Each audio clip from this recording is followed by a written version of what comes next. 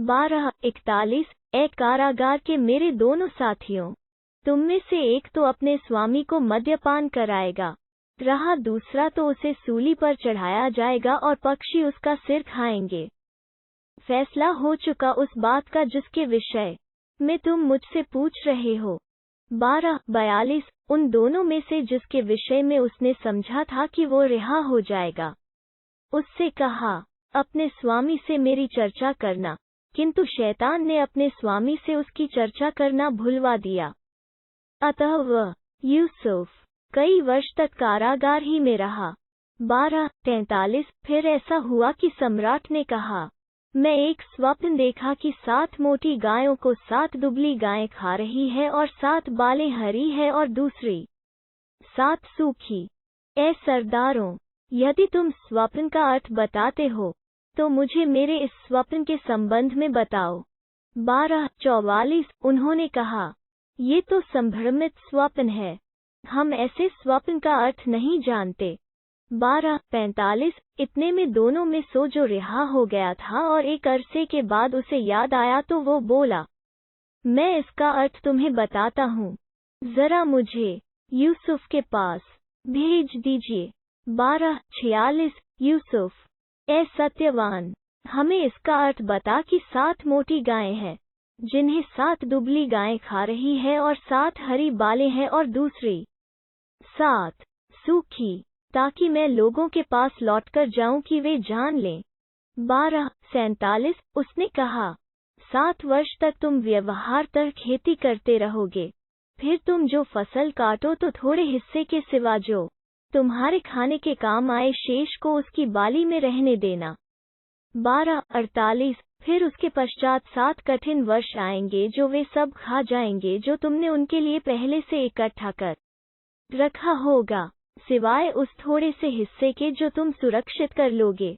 12:49 फिर उसके पश्चात 1 वर्ष ऐसा आएगा जिसमें वर्षा द्वारा लोगों की फरियाद सुन ली जाएगी और उसमें वे रस निचोड़ेंगे। 12:50 सम्राट ने कहा, उसे मेरे पास ले आओ, किंतु जब दूत उसके पास पहुंचा तो उसने कहा, अपने स्वामी के पास वापस जाओ और उससे पूछो कि उन स्त्रियों का क्या मामला है जिन्होंने अपने हाथ घायल कर लिए थे। निस्संदेह मेरा रब उनकी मक्कारी को भली भांति जानता है। 12:51 उसने कहा, तुम स्त्रियों का क्या हाल था जब तुमने यूसुफ को रिझाने की चेष्टा की थी? उन्होंने कहा, पाक है अल्लाह, हम उसमें कोई बुराई नहीं जानते हैं। अजीज की स्त्री बोल उठी, अब तो सत्य प्रकट हो गया है, मैंने ही उसे रिझाना चाहा था, वो तो बिल्कुल सच्चा है।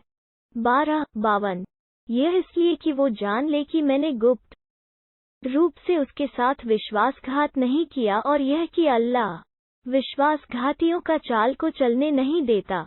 12:53 मैं यह नहीं कहता कि मैं बुरी हूँ, जी तो बुराई पर उभारता ही है, यदि मेरा रब ही दया करे तो। बात और है, निश्चय ही मेरा रब बहुत क्षमाशील दयावान है।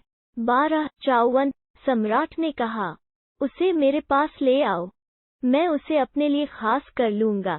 जब उसने उससे बातचीत करी तो उसने कहा, निस्संदेह आज तुम हमारे यहाँ विश्वसनीय अधिकार प्राप्त व्यक्ति हो। 12:55 उसने कहा, इस भूभाग के खजानों पर मुझे नियुक्त कर दीजिए, निश्चय ही मैं रक्षक और ज्ञानवान हूँ।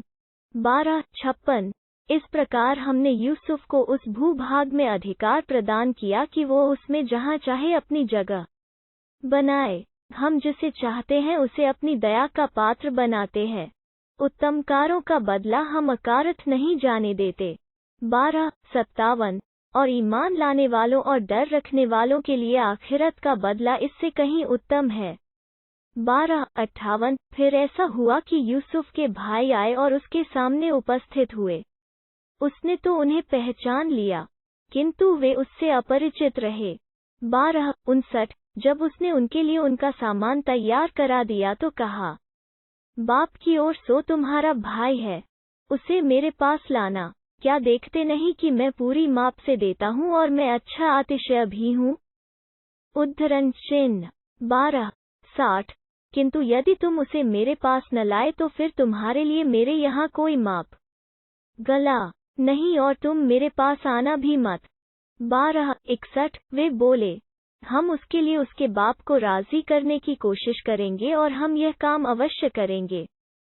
12:62 उसने अपने सेवकों से कहा, इनका दिया हुआ माल इनके सामान में रख दो कि जब ये अपने घर वालों की ओर लौटें तो इसे पहचान लें, ताकि ये फिर लौट कर आएं। 12:63 फिर जब वे अपने बाप के पास लौटकर गए तो कहा, ऐ मेरे बाप, अनाज की माप हमसे रोक दी गई है, अतः हमारे भाई को हमारे साथ भेज दीजिए, ताकि हम माप भर लाएं, और हम उसकी रक्षा के लिए तो मौजूद ही हैं। 12:64 उसने कहा, क्या मैं उसके मामले में तुम पर वैसा ही भरोसा करूं जैसा इससे पहले उसके भाई के मामले में तुम पर भरोसा कर चुका हूं? हाँ, अल्लाह ही सबसे अच्छा रक्षक है और वो सबसे बढ़कर दयावान है। 12:65 जब उन्होंने अपना सामान खोला तो उन्होंने अपने माल अपनी ओर वापस किया हुआ पाया। वे बोले, ऐ मेरे बाप, हमें और क्या चाहिए, यह हमारा माल भी तो हमें लौटा दिया गया है। अब हम अपने घर वालों के लिए खाद्य सामग्री लाएंगे और अपने भाई की रक्षा भी करेंगे, और एक ऊंट के बोझ भर और अधिक लेंगे। इतना माप गला मिल जाना तो बिल्कुल आसान है। 12:66 उसने कहा, मैं उसे तुम्हारे साथ कदापि नहीं भेज सकता, जब तक कि तुम अल्लाह को गवाह बनाकर मुझे पक्का वचन न दो कि तुम उसे मेरे पास अवश्य लाओगे। यह और बात है कि तुम घिर जाओ। फिर जब उन्होंने उसे अपना वचन दे दिया तो उसने कहा, हम जो कुछ कर रहे हैं वो अल्लाह के हवाले है। 12:67 उसने यह भी कहा, ऐ मेरे बेटो, एक द्वार से प्रवेश न करना, बल्कि विभिन्न द्वारों से प्रवेश करना, यद्यपि मैं अल्लाह के मुकाबले में तुम्हारे काम नहीं आ सकता। आदेश तो बस अल्लाह ही का चलता है, उसी पर मैंने भरोसा किया और भरोसा करने वालों को उसी पर भरोसा करना चाहिए। 12:68 और जब उन्होंने प्रवेश किया जिस तरह से उनके बाप ने उन्हें आदेश दिया था, अल्लाह की ओर से होने वाली किसी चीज को वो उनसे हटा नहीं सकता था। बस याकूब के जी की एक इच्छा थी, जो उसने पूरी कर ली, और निस्संदेह वो ज्ञानवान था, क्योंकि हमने उसे ज्ञान प्रदान किया था, किंतु अधिकतर लोग जानते नहीं। 12:69 और जब उन्होंने यूसुफ के यहाँ प्रवेश किया तो उसने अपने भाई को अपने पास जगह दी और कहा, मैं तेरा भाई हूँ, जो कुछ ये करते रहे हैं, अब तू उस पर दुखी न हो। 12:70 फिर जब उनका सामान तैयार कर दिया तो अपने भाई के सामान में पानी पीने का प्याला रख दिया। फिर एक पुकारने वाले ने पुकार कर कहा, ए काफिले वालों, निश्चय ही तुम चोर हो। 12:71 वे उनकी ओर रुख करते हुए बोले, तुम्हारी क्या चीज खो गई है? उद्धरण चिन्ह। 12:72 उन्होंने कहा, शाही पैमाना हमें नहीं मिल रहा है, जो व्यक्ति उसे ला दे उसको एक ऊंट का बोझ भर गला इनाम मिलेगा, मैं इसकी जिम्मेदारी लेता हूँ। 12:73 वे कहने लगे, अल्लाह की कसम, तुम लोग जानते ही हो कि हम इस भूभाग में बिगाड़ पैदा करने नहीं आए हैं और न हम चोर हैं। 12:74 उन्होंने कहा, यदि तुम झूठे सिद्ध हुए तो फिर उसका दंड क्या है? उद्धरण चिन्ह। 12:75 वे बोले, उसका दंड यह है कि जिसके सामान में वो मिले वही उसका बदला ठहराया जाए। हम अत्याचारियों को ऐसा ही दंड देते हैं।